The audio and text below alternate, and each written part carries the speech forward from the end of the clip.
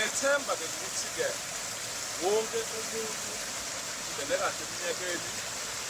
Sorry for lapho-ke abangenanga-ke kahle ngenxa yokuyigamuleko nangey'namba thize ebongahamba nokubhekana nazo. Kodwa engikushoyo njengoba umnyaka usaqala, yenza sure nokuthi before uhambe uyozama umsebenzi noma uyosebenza noma ubuyele esikolweni noma-ke ubuyele lapho uyozama khona.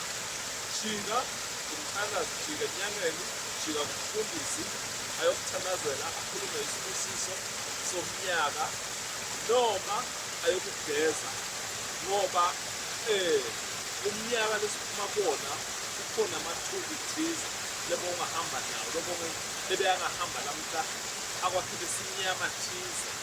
Hamba le nto lena ukuyigeza wenzelani lapho?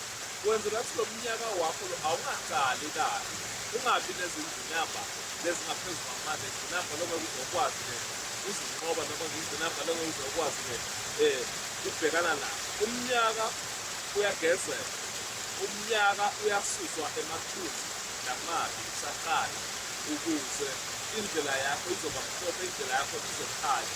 Kungathi nje kusaqala wena sowehlekelelwe into leyo, kungathi kusenzeka lokhu wena sosebhadini. Ayifunakali leyo nto leyo.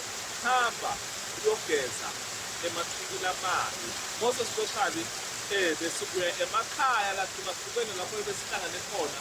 Kunama-controlling powers lapho, kunemimoya lelawulayo, kunemimoya le-process ley'ningi yokuthi njengoba nihlangene ningaphindi nihlangane ngonyaka ozayo.